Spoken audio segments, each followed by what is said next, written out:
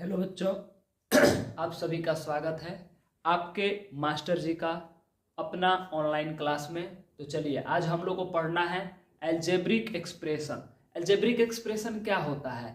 Algebraic expression mathematical एक solution होता है। जैसे आप लोग बचपन में सिंप्लीफाई पढ़ते थे ना, जिसमें 2 + 2 - 2 करना होता था, 5 + 3 - 2 + 3 कितना होगा।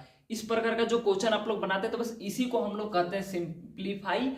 और इसी का एक मॉडिफिकेशन है जिसको कि हम लोग क्या बोलते हैं, अलजेब्रिक एक्सप्रेशन। तो इसी चीज के बारे में हम लोग आज पढ़ेंगे। अलजेब्रिक एक्सप्रेशन क्या होता है, अलजेब्रिक एक्सप्रेशन को कितने अलग अलग टाइप में डिवाइड किया गया है, कितने प्रकार के अलजेब्रिक एक्सप्रेशन होते हैं, ये सब चीज हम लोग अलग अलग लेक्चर में पढ़ेंगे। और एक एक करके आपको हर लेक्चर को अटेंड करना है, और अटेंड करते हुए आपका अलजेब्रिक एक्सप्रेशन पूरा का पूरा चैप्टर कंप्लीट हो जाएगा। बस आपको शांति से ध्यान से सुनना है और समझना है। तो आज हम लोग केवल इंट्रोडक्शन, अलजेब्रिक एक्सप्रेशन का जो इंट्रोडक्शन होता है उसको आज हम लोग समझेंगे। और चलिए आप लोग ध्यान से सुनिए, क्लास शुरू करते हैं। मैं हूं आशीष कुमार, आपका मैथ का टीचर, और ये आपका प्यारा सा यूट्यूब चैनल आपका मास्टर जी। तो चलिए शुरू करते हैं। देखिए अलजेब्रिक एक्सप्रेशन,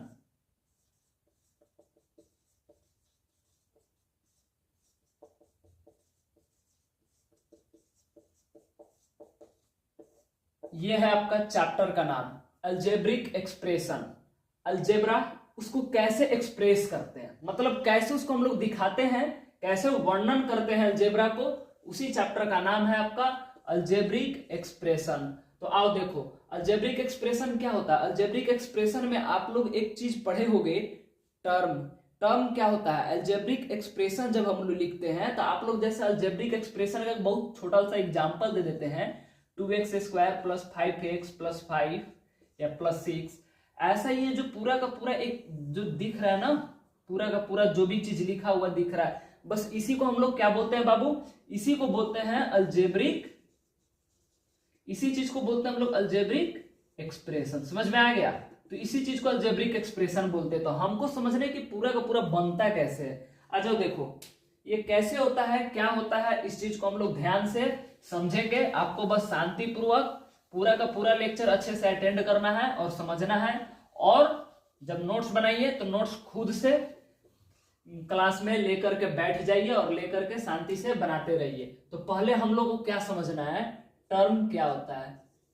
टर्म बहुत ही इंपॉर्टेंट चीज होता है अगर आप पढ़ रहे हैं अलजेब्रिक एक्सप्रेशन।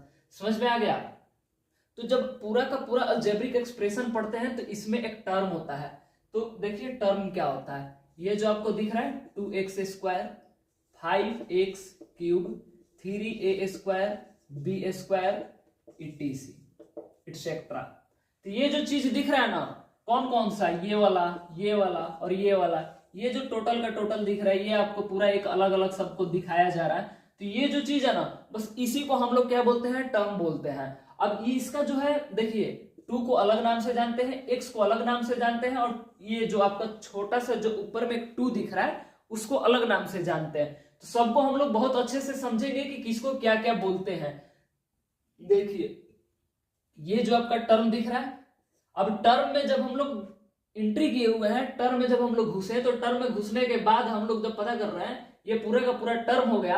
अब जब इसके अंदर घुसे तो हमको दिखा कि टर्म का तो बहुत सारा पार्ट है। अब टर्म जो है अलग अलग पार्ट से बना हुआ है कि नहीं? देखो जब कोई डॉक्टर बनता है, पढ़ाई करता है, ऊपर से इंसान को देखता है, अब उसके पार्ट के अंदर घुसता है, घुसने के बाद क्या पता चलता है, पैर है, हाथ है, पेट है, दिल है, प्यारा सा दिमाग भी है जिससे सब कुछ होता है, पैर हाथ है, सब कुछ है। वही काम हो रहा है यहाँ पे। टर्म तो दिख गया कि चलता फिरता अलजेब्रा में एक टर्म है। समझ में आ गया? अब हम लोग इसके अंदर जाएंगे जब, तो इसके अलग अलग पार्ट को समझेंगे। समझ में आ रहा है? तो ये आपको टर्म दिख गया। अब टर्म में क्या होता है, टर्म में एक होता है वेरिएबल जिसको कि लिटरल भी बोलते हैं, एक होता है कांस्टेंट और वेरिएबल लिटरल, और एक होता है आपका एक्सपोनेंट जिसको कि पावर बोलते हैं। तो चलिए हम लोग इस चीज को अच्छे से समझेंगे। वेरिएबल क्या होता है पहले हम लोग समझेंगे वेरिएबल के बारे में। देखिए वेरिएबल क्या होता है, कुछ नहीं, एक सिंबल। कभी कभी आप देखे होंगे ऐसा दिखता है ना, क्या बोलते हैं इसको, प्लस बोलते हैं। बचपन से आप लोग नर्सरी 1 2 से पढ़ रहे हैं, ऐड प्लस, इसको क्या बोलते हैं, माइनस बोलते हैं। ये क्या है? सिंबल है, इसको क्या बोलते हैं? 1 बोलते हैं। ये क्या है? नंबर है। बस यही खेल है, इसको सिंबल बोल रहे हैं, इसको नंबर बोल रहे हैं। सर आखिर इसको सिंबल क्यों नहीं बोलते हैं, इसको हम लोग नंबर क्यों नहीं बोलते हैं, टोटल को सिंबल क्यों नहीं बोलते हैं, टोटल को नंबर क्यों नहीं बोलते? बस यही तो लॉजिक है। इसी चीज को तो समझना है हम लोग को कि किसको क्या बोलते हैं, आखिर क्यों बोलते हैं। समझ में आ गया? बोल सकते थे हम लोग उसको भी, लेकिन क्यों, क्या नहीं बोलते हैं, क्या बोलते हैं, इसी चीज को तो समझना है हमको। तो आइए वेरिएबल से सब क्लियर होगा। वेरिएबल क्या होता है? The symbol that has not specific value are called variable. इसी को हम लोग क्या कभी कभी बोलते हैं? लिटरल। समझ में आ रहा है? एक ऐसा सिंबल जिसको कि that has not specific value, जिसका कोई स्पेसिफिक वैल्यू नहीं होता है, कुछ भी हम लोग रख सकते हैं, तो उसी को हम लोग क्या बोलते हैं? वेरिएबल बोलते हैं। देखो यहाँ पे 2x² दिख रहा है, जब आगे चलोगे ना, x आपका क्या है? इसी x को तो हम लोग वेरिएबल बोलते हैं। बस तो सर इसी को वेरिएबल बोलते थे। तो हम लोग बहुत जब छोटा थे तो भैया लोग का किताब देखते थे, इसमें ये मिलता था। दीदी का, भाई का, जब बड़े भैया का किताब देखते थे घर में, बड़ी दीदी का किताब देखते थे तो ये दिखता था सर। आज जाके पता चला कि इसी को वेरिएबल बोलते थे जी, इसी को वेरिएबल बोलते हैं। इसी का दूसरा नाम क्या है? लिटरल। समझ में आ गया? तो इसी को वेरिएबल भी बोलते हैं, इसी को लिटरल भी बोलते हैं। आ जाइए नेक्स्ट, 3a² b²। अब इसमें आपको जो a दिख रहा है, जो b दिख रहा है, इसको क्या बोलते हैं? जोर से बोलिए, क्या बोलते हैं? हाँ सही बोले, वेरिएबल और लिटरल बोलते हैं। समझ में आ गया? अब देखिए यहाँ पर -4a² b² c² d² e²। Sir इतना बड़ा जी, इतना बड़ा, इतना बड़ा क्यों? इतना बड़ा इसलिए कि आप सवाल ये नहीं उठाएं कि सर ये 2 ही हो सकता है, सर ये 3 ही हो सकता है। नहीं सर, आपका कॉपी जितना बड़ा है उतना रखिए ना, कौन आपको बोलने जा रहा है। बस सॉल्यूशन करने का शक्ति होना चाहिए आप में, आप इतना बड़ा सॉल्यूशन कर लें। तो देखिए यहाँ पे a variable, b variable, c variable, d variable, e variable, total का टोटल क्या है? वेरिएबल है। समझ में आ गया? और इसी वेरिएबल को हम लोग क्या बोलते हैं? लिटरल भी बोलते हैं। क्लियर हो गया? इसी को वेरिएबल भी बोलते हैं, इसी को हम लोग क्या बोलते हैं? लिटरल भी बोलते हैं। तो आपका वेरिएबल और लिटरल अच्छे से समझ में आ गया। नेक्स्ट क्या पढ़ना हम लोग को? कांस्टेंट। ये कौन सा आपदा मैथ में आया? आइए इसको क्लियर करते हैं। ये बहुत बड़ा सा disaster, mathematical disaster. Natural disaster science में पढ़े हो, ये है मैथ का मैथमेटिकल डिजास्टर। बच्चा हिल जाता है ये सब वेरिएबल, टर्म, कांस्टेंट से, समझ ही में नहीं आता। एग्जाम में सीधे आ जाएगा definition, define the term, define the variable, define constant, explain constant. Math में को 2-2-4 थोड़ी होता है, सब कुछ आता है मैथ में। डिफिनेशन भी आता है। क्या होता है? कुछ नहीं है, बहुत सिंपल से इसका भी डिफिनेशन है। द सिंबल विच हैज, देखिए, the symbol which has a specific value, specific value are called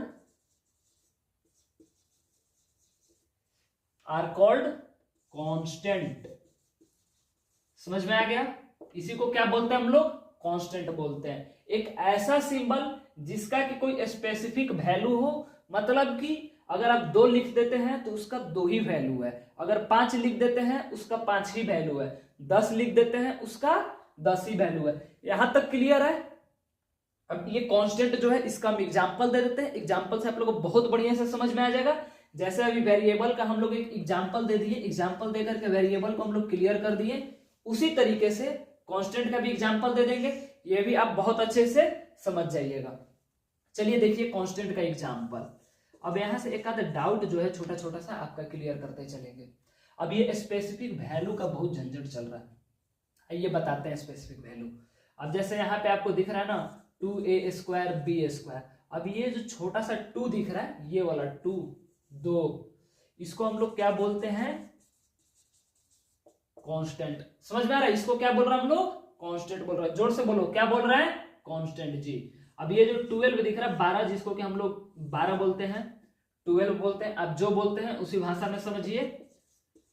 इसको भी क्या बोल रहे हैं, कांस्टेंट बोल रहा है। एक्स और वाई आपको पता है वेरिएबल या लिटरल बोलते हैं हम लोग। यहां तक का आप लोग को कोई भी प्रॉब्लम नहीं है, अच्छे से सब समझ में आ रहा है, बहुत बढ़िया। ऐसे ही सुनते रहिए, समझते रहिए। -6 p स्क्वायर q स्क्वायर। अब इसमें देख लीजिए,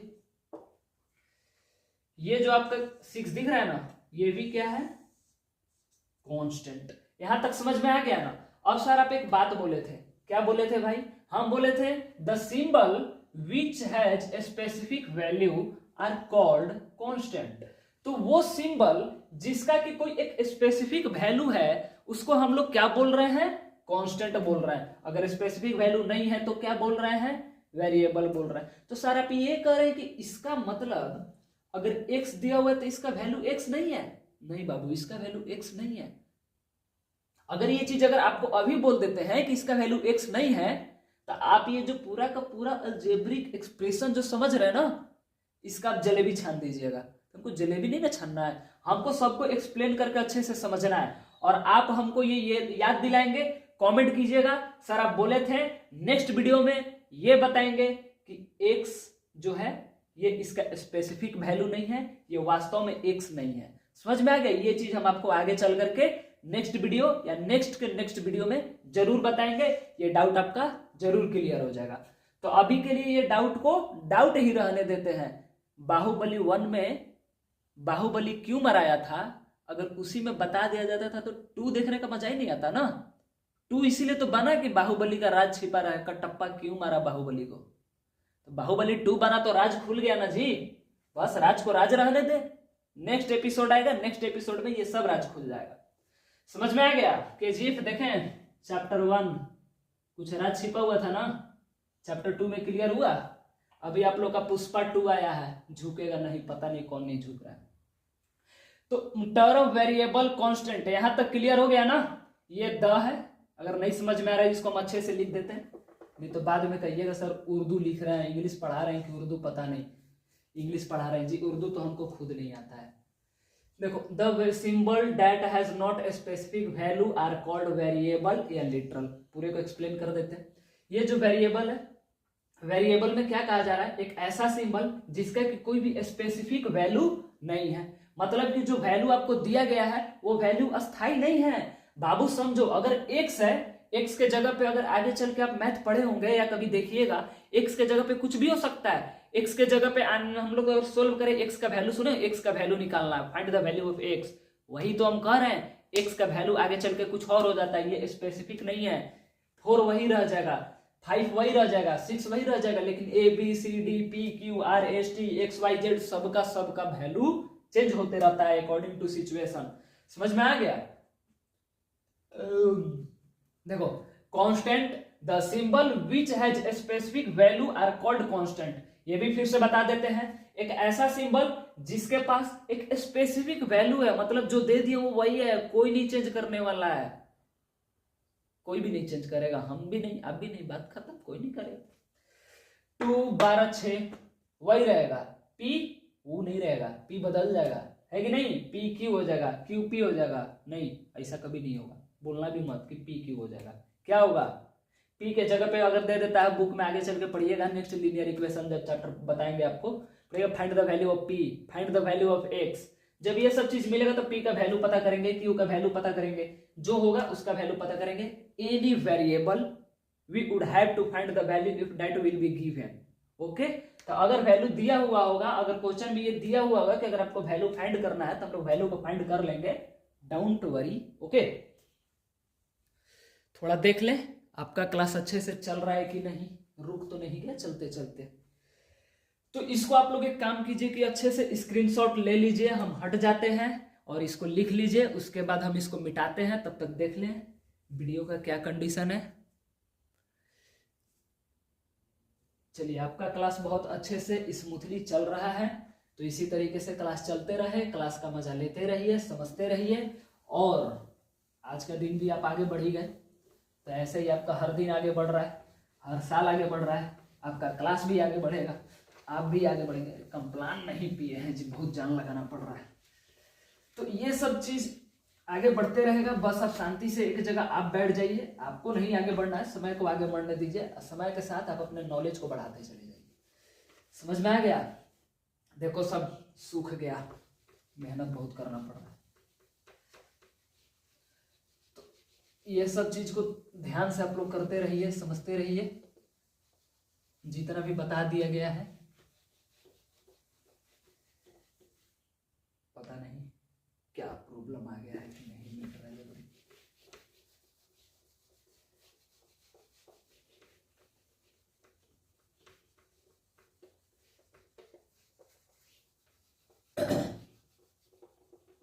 अब इसके बाद हम लोग क्या क्या पढ़ लिए बताना जरा, देखो कॉपी देखो, बताओ क्या क्या पढ़े हो।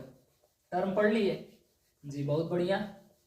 वेरिएबल भी पढ़ लिए, एकदम सही। और क्या पढ़े? कांस्टेंट। क्लियर हो गया? बहुत अच्छा। ऐसे ही बोलते रहना, वहां से बोलिए कि यस सर, हाँ पढ़ लिए। समझ में आ गया? जो जाए वहीं से बोले कि यस सर पढ़ लिए। समझ में आ गया?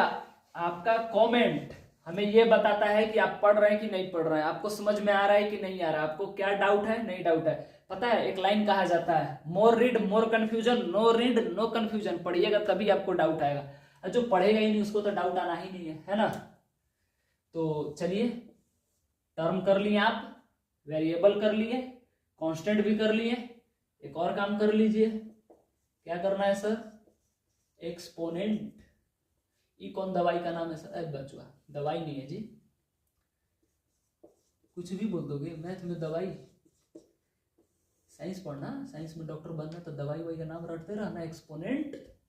अब देखिए कि एक्सपोनेंट कौन दवाई का नाम है। ये टैबलेट का कहाँ यूज होता है, कौन बुखार में यूज होता है, इसको समझते हैं। देखिए 2x², 5y² जेड दे दे क्यूब, चलिए 6p³ 4। इसको ऐसे q⁴ बोलिएगा, ज्यादा सही रहेगा। क्या बोलते हैं सर? q⁴ समझ में आ गया? ऐसे बोलिएगा तो ज्यादा सही रहेगा। तो लगता है कि हाँ स्टैंडर्ड लेवल का आप लोग पढ़े हुए हैं, नहीं तो q⁴ अच्छा नहीं लगता है बोलने में।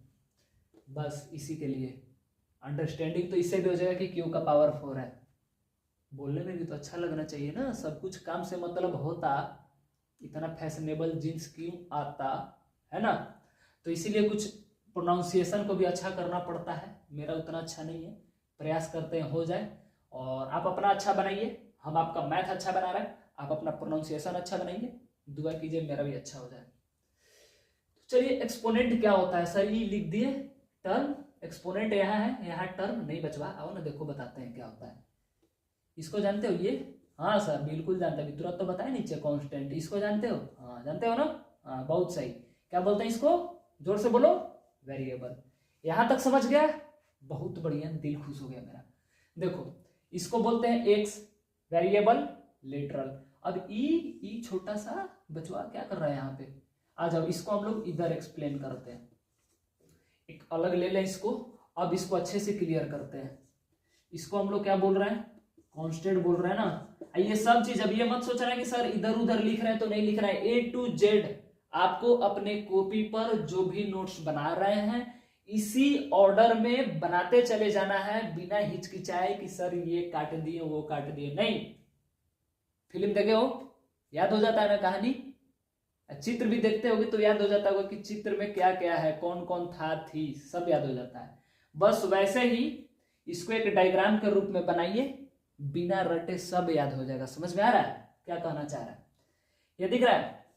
नाम बताओ इसका क्या है? हम नहीं बताएंगे नाम, तुम बताओ। हमको कुछ नहीं आता, आगे पता नहीं। अब ये छोटा सा, इसको क्या बोलते हैं? इसी को ये बोलते, दिख रहा है ये दोनों इसी का नाम है। समझ में आ गया? हाँ यही, ये दोनों इसी को क्या बोलते हैं? पढ़ो क्या लिखा हुआ है, पढ़ लिए? हाँ बहुत सही, पावर बोलते हैं और हाँ एक्सपोनेंट बोलते हैं। तो देखो बाबू, ये हो गया 2 आपका कांस्टेंट, x हो गया वेरिएबल या लिटरल, और ये जो 2 दिख रहा है आपको ऊपर में, जिसको कि हम लोग क्या बोलते हैं? स्क्वायर बोलते हैं, इसको एक्सपोनेंट या फिर पावर बोलते हैं। अगर आप एक्सपोनेंट चैप्टर पढ़े होंगे तो आपको बहुत अच्छे से समझ में आ रहा हो कि ये 2 का क्या काम है। अगर आपको नहीं पता डोंट वरी, डोंट वरी, हम आपको समझा देते हैं ये स्क्वायर क्या है, पावर क्या है, ये सब चीज कैसे काम करता है, अच्छे से आपको समझा देते हैं, समझ लीजिए इसको। यहां तक क्लियर हो गया। Exponent, power, constant, variable, term, ये सब चीज अगर आपको समझ में आ गया तो बहुत बढ़िया। आप इसको भी लिख लीजिए, हम हट जा रहे हैं। स्क्रीनशॉट लेना है, स्क्रीनशॉट ले लीजिए, इसको लिखना है लिख लीजिए स्क्रीन पॉज करके। अब मिटा दें, सूख जा रहा बच्चा, मिटा देते हैं। क्लियर हो गया ना। अगर किसी को कोई डाउट हो, कमेंट बॉक्स आपका अपना है, आपकी आजादी है, आप अपने आजादी का भरपूर फायदा उठाइए और अपने सर जी का इज्जत करते हुए जो पूछना है खुशी खुशी मेरे दिल को शांति पहुंचाते हुए पूछिए। समझ में आ गया?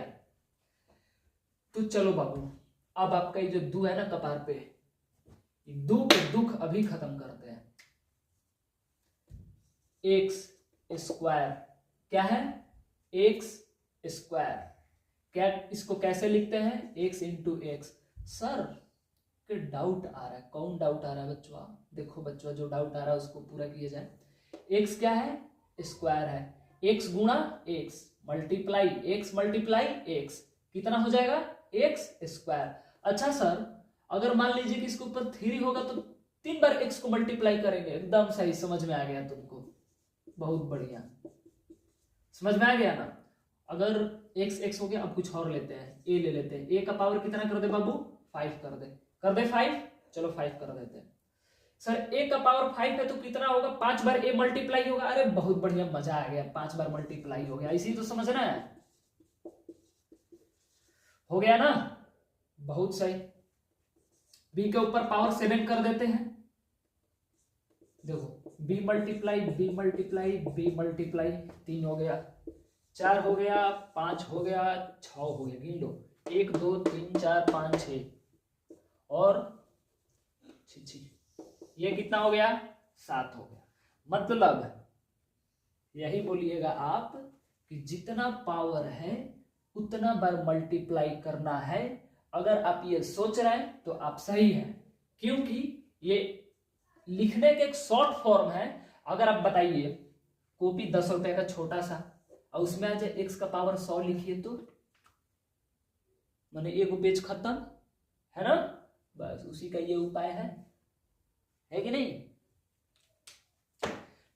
एजुकेशन विथ एक्स्ट्रा सेविंग, पैसा बचाते हुए शिक्षा ग्रहण करना है तो एक्सपोनेंट चैप्टर को अच्छे से पढ़ना है। समझ में आ गया? पैसा बचाइए, एजुकेशन लीजिए और एक्सपोनेंट चैप्टर को जरूर पढ़िए। क्लियर हो गया यहां तक? जितना पावर होगा उतना बार उसी नंबर को हम लोग क्या करते हैं? मल्टीप्लाई करते हैं। और अब देखिए, आपको डाउट आ सकता है, ये तो सर ABCD था जिसका वेरिएबल कर रहे थे, तो चलो अब कांस्टेंट का बारी कहां बच के जाएगा? 2 मल्टीप्लाई 2, तो सर इसका तो मल्टीप्लाई किए तो x का होगा, कभी नहीं पढ़े। अब ABCD में तो गुना भागा तो होता नहीं है। हाँ बाबू सही हो, ABCD में तो गुना भागा होता नहीं है, तो सर उसका तो हाँ वही गुना नहीं होता है, इतना ही, यही आंसर है आपका, सोचिए मत ज्यादा। अब ये 1 2 तो पढ़े हो ना, पहाड़ा याद है? एम टेबल, दू दूनी का 4, दू तिहाई का 6, आप लोग कैसे याद करते हो? ऐसे या 2 1 जा 2, जैसे भी याद करते हो। देखो तो ये जो है ना 2 रेज़ टू द पावर 2 या 2 स्क्वायर है, तो ये जो स्क्वायर है ना, ये बता रहा है कि बाबू देखो ये जो 2 बार 2 जो आपस में मल्टीप्लाई हुआ है ना, 2 आपस में मल्टीप्लाई हुआ, 2 मल्टीप्लाई 2 मल्टीप्लाई, माने 2 को 2 आपस में मल्टीप्लाई हो गया। तो जब आपस में मल्टीप्लाई हो रहा है तो एक ही जैसा नंबर, केवल 2 दोनों एक ही जैसा है, 2 2 2 2 2 2 2 2 दोनों एक ही जैसा है, इसीलिए पावर 2। अगर यहाँ 3 होता तो ये नहीं होता। क्लियर हो गया? बहुत सही, ऐसे ही समझते रहिए, बहुत अच्छा। चलिए देखिए, ये चीज क्लियर हो गया ना? सेम होना चाहिए, 2 2 2 2 2 2 2 2 दोनों सेम है। क्यों? इसीलिए सेम है, इसीलिए पावर 2 है। अगर अलग अलग होता तो नो पावर, कोई पावर हमको देना ही नहीं पड़ता। तो आया कि मान लीजिए कि कुछ नया खोज करते हैं जिससे कि कुछ मैथ को लिखने का तरीका बदल जाए, कुछ नया एक्सपीरियंस हो, कुछ नया चीज सीखा जाए, तो बना के एक एक्सपोनेंट बनाया जाए, बनाने में, जिससे कि बच्चा का कॉपी का पन्ना बचेगा, पेज कम खत्म होगा और गरीब आदमी भी पढ़ लेगा। तो एक्सपोनेंट खोज किया गया। वैसे ही मजाक है, सच मत ले लेना कि सर ऐसा ऐसा बताए थे। 2 2 जा 4। 3 का पावर हम लोग कितना कर दे, 4 कर दे। बिल्कुल सर, जो मर्जी वो कीजिए। चलो देखो, जब तुम्हारा मर्जी तो चलो वही करते हैं। देख रहे हो, इसमें भी वही काम कर रहे हैं ना। 3 का पावर क्या है, 4 है ना, मतलब 3⁴। तो कितने बार मल्टीप्लाई हो रहा है, 4 बार मल्टीप्लाई हो रहा है ना। और ये देख रहे हो, सब सेम ही है, सबका सब क्या है, 3 है ना, सबका सब 3 है। तो इससे आप क्या समझ रहे हैं, इसका मतलब कि अगर पावर किसी के ऊपर दिया हुआ है तो वही नंबर, सेम नंबर कितने बार मल्टीप्लाई होगा, उतना बार जितना कि उसका पावर है। क्लियर हो गया ना। आइए कीजिए, 3 3 का 9, 9 तिया 27, 27 तिया कितना होता है जी, 81। समझ में आ गया। 3 3 जा 9, 9 3 जा 27 और 27 3 जा 81। समझ में आ गया, क्लियर हो गया। अब आप 6 का ले सकते हैं। 6 का मान लीजिए कि हम पावर 3 ले लेते हैं।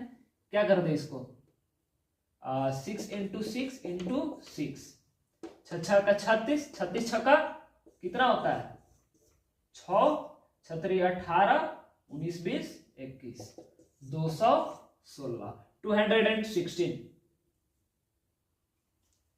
तो देखिए 6 का जो पावर है 3 है, इसी को हम लोग क्या बोलते हैं, क्यूब बोलते हैं। समझ में आ गया, क्यूब, CUBE स्पेलिंग देखिए क्यूब का, CUBE। समझ में आ गया। तो ये चीज होता है। तो 3 है तो 6 को 3 बार मल्टीप्लाई करेंगे। 3 का पावर 4 है तो 3 को 4 बार मल्टीप्लाई करेंगे। 2 का पावर 2 है, मतलब 2 स्क्वायर है तो 2 को 2 बार मल्टीप्लाई करेंगे। क्लियर हो गया, यहां तक इतना आ रहा है। तो ये सब चीज आपको क्लियर हो गया। एक्सपोनेंट का जो फंडा था पूरा का पूरा समझ में आ गया। एक्सपोनेंट क्या था क्या नहीं था, टर्म क्या होता है टर्म, वेरिएबल, कांस्टेंट और एक्सपोनेंट, जिसको कि पावर बोलते हैं। इतना चीज क्लियर हो गया। A to Z को कॉपी पे उतार लीजिए, हम साइड हो जाते हैं। स्क्रीनशॉट लेना, स्क्रीनशॉट ले लीजिए। अब अच्छे से कर लीजिए, नोट्स अच्छे से बनाइए रेगुलर वाइज, और रेगुलर वीडियोस देखते चलिए, सब चीज समझ में आ जाएगा। अगर ऐसा कीजिएगा कि एक वीडियो हमसे पढ़े, अगला वीडियो किसी और से पढ़े, अगला वीडियो किसी और से पढ़े, तो हर किसी टीचर का पढ़ाने का तरीका अलग अलग होता है। और अलग अलग टीचर से पढ़िएगा तो हर टीचर का पढ़ाने का तरीका अलग होता है। हो सकता है आपका फ्रीक्वेंसी से मैच ना करे, फिर कहिएगा कि सर ये चैप्टर समझ में नहीं आ रहा। जिस टीचर को पकड़िए पूरा उनका वीडियो शांतिपूर्वक समझते चले जाइए, फिर कहिए कि समझ में नहीं आया, फिर किसी और टीचर को चुनिए। समझ में आ गया। ऐसे दिक्कत हो जाता है आपको, इसीलिए आप नहीं समझ पाते हैं। और ये चैप्टर अपने आप में बच्चों के लिए कॉम्प्लेक्स है, तो इस चीज को हम लोग को शांतिपूर्वक समझना है। तो यहां तक हम लोग एक्सपोनेंट और पावर आज समझ लिए। नेक्स्ट क्या पढ़ना है, अलजेब्रिक एक्सप्रेशन कितने प्रकार का होता है। समझ में आ गया यहां तक, मिटा दे, चलो मिटा देते हैं। सब काबिल हो, स्क्रीनशॉट भी ले लिए होंगे। और कुछ होता है जो हमसे भी तेज लिखता है, सब है ना, वो लिख के बैठ गया, मेरा भाषण सुन रहा होगा। तो चलो आज का भाषण हम यही खत्म करते हैं। अगला चुनाव का प्रचार कल नेक्स्ट लेक्चर में, और कल के चुनाव का मुद्दा होगा कि टाइप ऑफ अलजेब्रिक एक्सप्रेशन, कितने प्रकार के आपके अलजेब्रिक एक्सप्रेशन होते हैं। इस मुद्दा के साथ कल का चुनाव का प्रचार होगा। समझ में आ गया। तो अगर वीडियो पॉज करना है, बंद करना है और सोना है तो जाके सो सकते हैं आप। आपका क्लास खत्म हो चुका है। ऑल द वेरी बेस्ट, पढ़ते रहिए। Tata, bye bye, good night. मेरे यहाँ गुड नाइट है इसलिए मैं गुड नाइट बोल रहा हूँ। समझ में आ गया। आप लोग का देखिए रात में जग करके वीडियो बनाना होता है, आप लोग के लिए मेहनत करते हैं। अब बस हम लोग के लिए इतना कर दीजिए, पढ़ करके अच्छा रिजल्ट ला दीजिए, बेटर एजुकेशन ले लीजिए। Nothing is more than this, बस इतना आपको करना है। समझ में आ गया। चलिए, ऑल द वेरी बेस्ट, अपना पढ़ाई करते रहिए। All the very best.